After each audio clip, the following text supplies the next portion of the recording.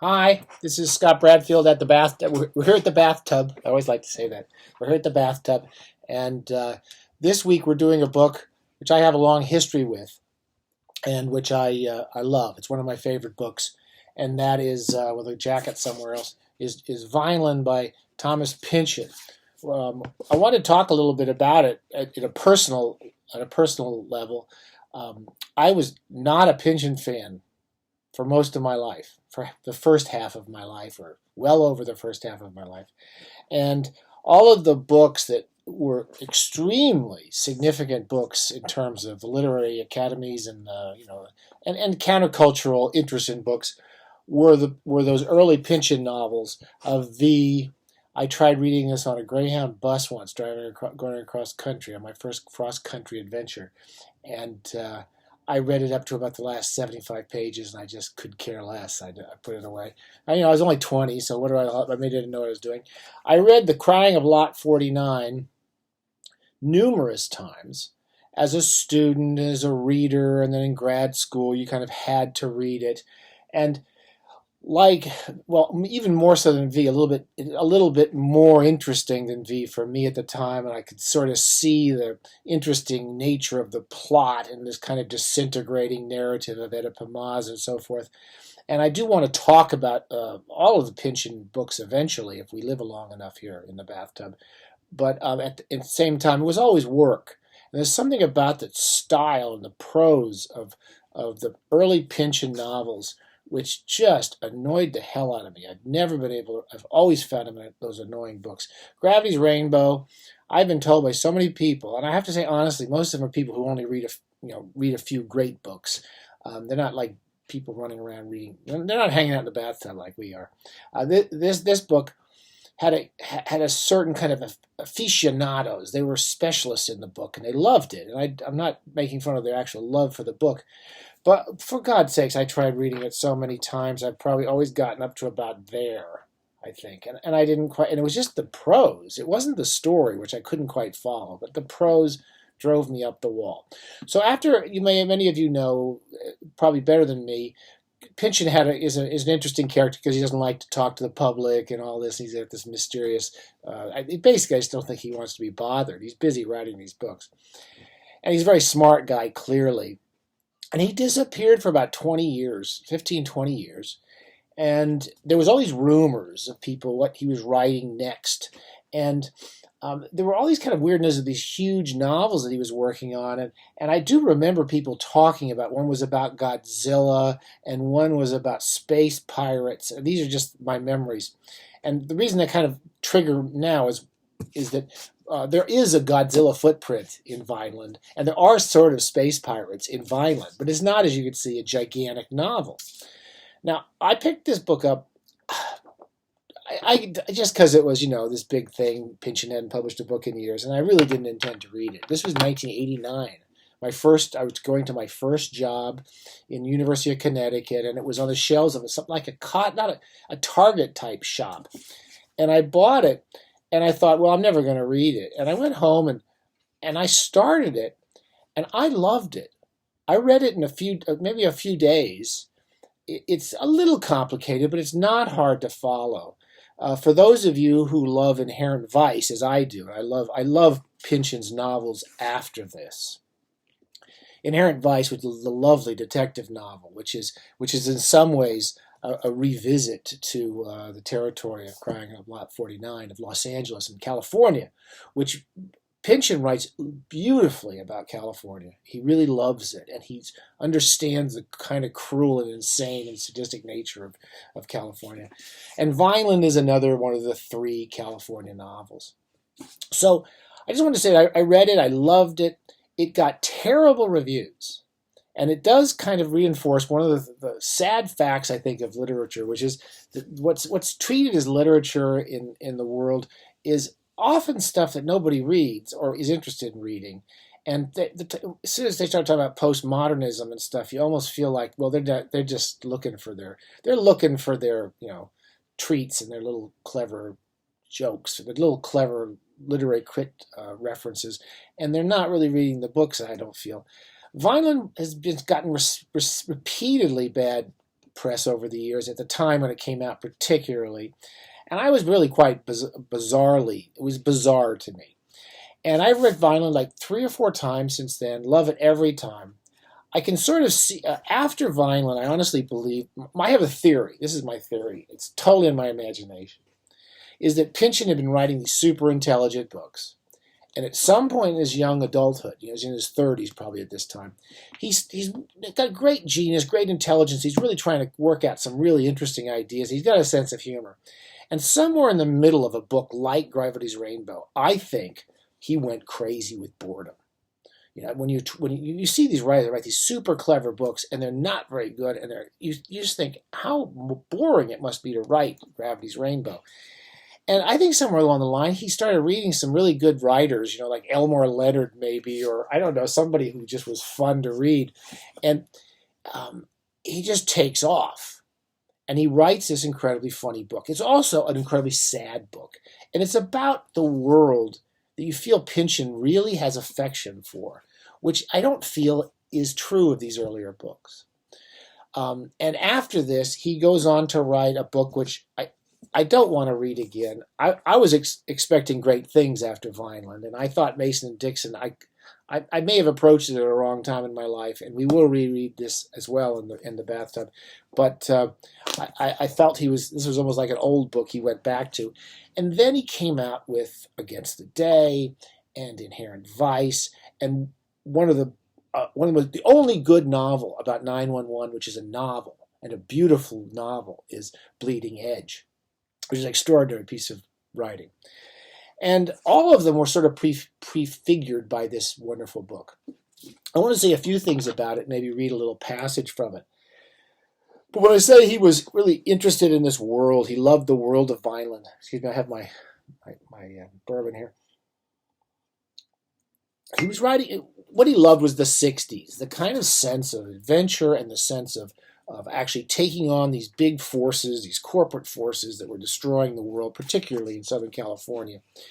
And, the kind of freedom that was sort of expressed by a lot of the countercultural movements and by who he has fun with. He lampoons the counterculture, but he clearly has affection for these people who are stoned half the time and don't know where they are. And this kind of vibrant young world which was going to take on the kind of stodgy old world of the 70s, the 60s and the 70s. And then what Vineland is about is basically, it's about 1984. Reagan years, when Reagan comes in and just basically, with all the big money men, the people who basically won the war of culture in the 80s and who basically bankroll, these people got bigger and uglier and stupider for basically 30 years, and that's what you see. You see all the same crowd assembled around the George W. Bush. You get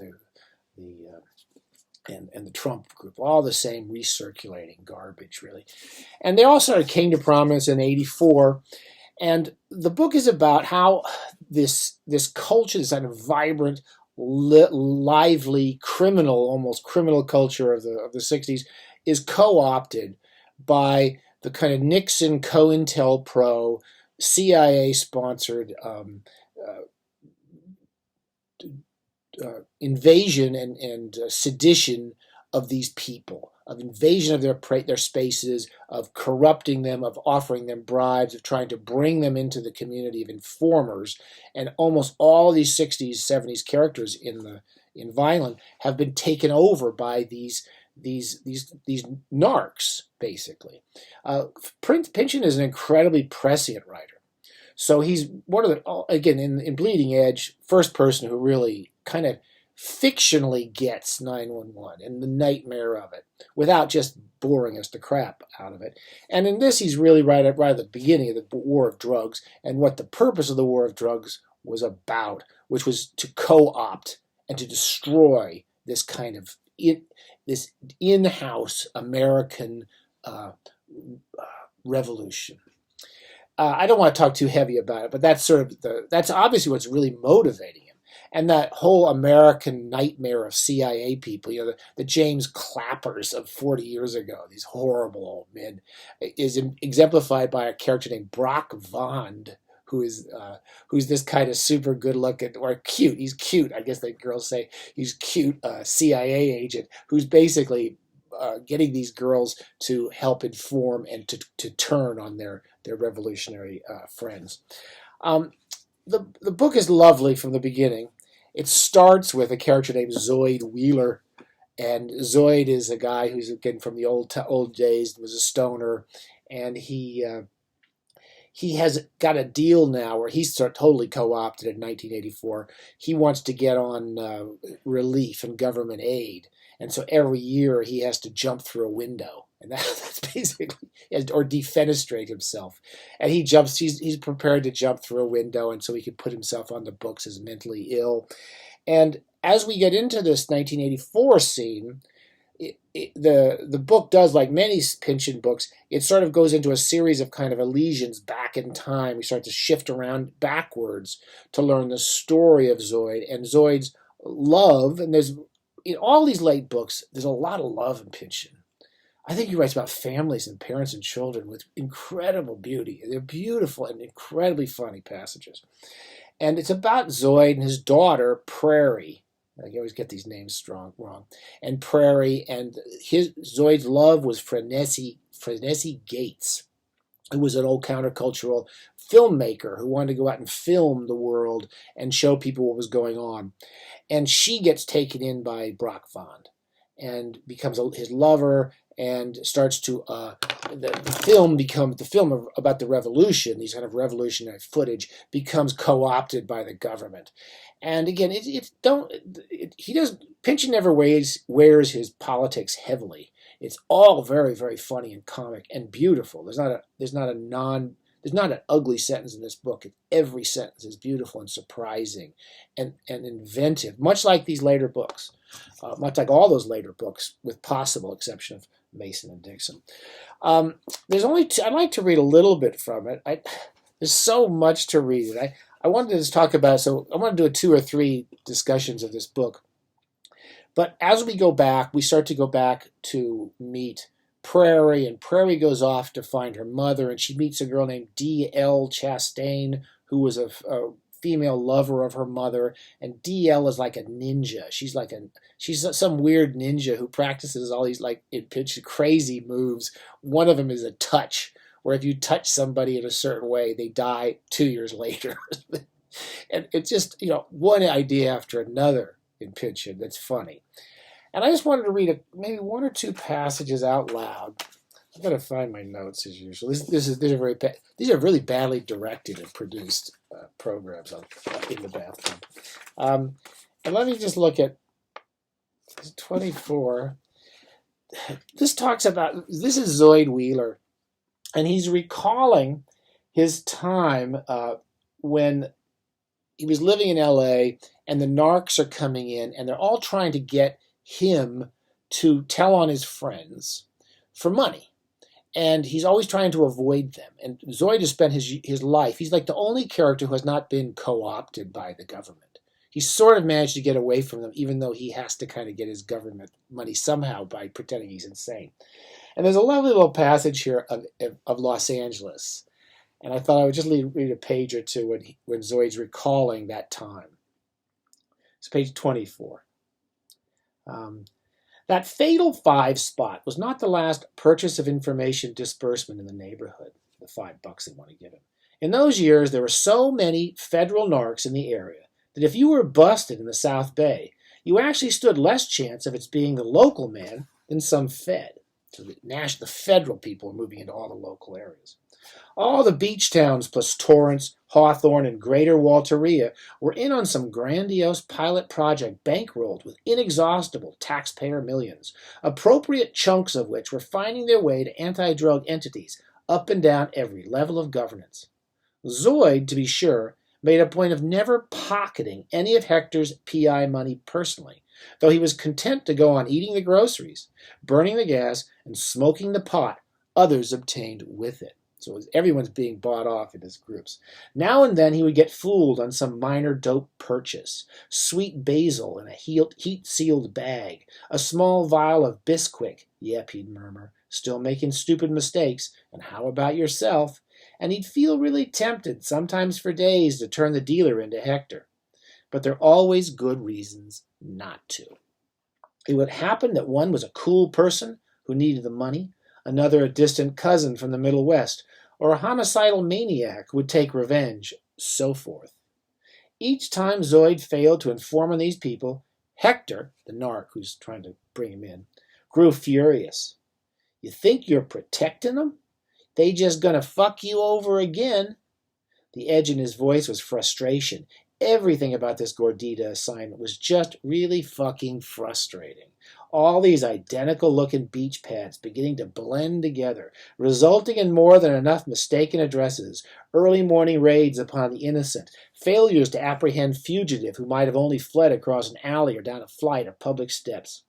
The arrangements of hillside levels, alleyways, corners, and rooftops created a Casbah topography that was easy to get lost in quickly, terrain where the skills of the bushwhacker became worth more than any resoluteness of character, an architectural version of the uncertainty, the illusion that must have overtaken his career for him ever to have been assigned there in the first place. Situations back then, Zoid hammered it on in these many years later. Relationships. Sure got tangled up in that house with more and also less temporary love partners and sex companions. Jealousy and revenge always going on, plus substance dealers and their go-betweens. The narcs who thought they were undercover trying to pop them. Couple three politicals fleeing from different jurisdictions. Good deal of coming and going's what it was. Not to mention you acting like it was your own personal snitch Safeway. Just drop in. We're open 24 hours. You get one paragraph in which there's so much life and there's so much story. It's all story. It's not the clever working out of all these funny theorems of talking about Brown's equations or Schrodinger's cat or any of these like clever ideas. It's just this life that Pynchon knows something about. One last paragraph, and I'm going to leave this and come back, do a couple more. This is the description. They're in a place called VINELAND, which is up north. But again, the notion of vines entangling all these people, and you got the culture of these good, kind of excited crazies, and then this government COINTELPRO creeps coming in and just taking the whole thing in, just like an octopus taking them in. And VINELAND is this place where everyone's entangled, and it's kind of up north. California, Northern California, but with people who have been all over the state, and they're basically living off illegal marijuana and all these little hidden pockets of marijuana fields up in the country. Finish up this one more paragraph, very brief. They were sitting at a table in the rear of the restaurant at Vineland Lanes. Zoid, after a lot of lost sleep, having decided to show up after all. He ordered the health food enchilada special, and Hector had the soup of the day. Cream of zucchini, and the vegetarian tostada, which upon its arrival he began to take apart piece by piece and reassemble as something else Zoid could not identify, but which seemed to hold meaning for Hector. Look at that. Look at your food, Hector. What you done? At least I'm not dropping it all over the place, including my shirt, like I was out in some parking lot, Hector says. Okay, I'm gonna leave it there. And I'm going to do 2 or 3 more on this book, just so I can read a few passages for my own pleasure, and to hopefully, again, it is of a piece. If you've enjoyed Inherent Vice, and if you've enjoyed Against the Day, and if you've enjoyed Bleeding Edge, it's definitely a book for you. And if you've had problems with those earlier books, you just put them aside, because it's almost like another writer, in my opinion, has come alive in this book, and it'll move you and it'll make you laugh. So we're going to spend a couple of days, and we don't have to explain the plot or anything. It's not a very difficult book like Nabokov or Gravity's Rainbow, but maybe just read it for some pleasure, because it's filled with pleasure. All right, see you soon. See you in the bathtub. Bye.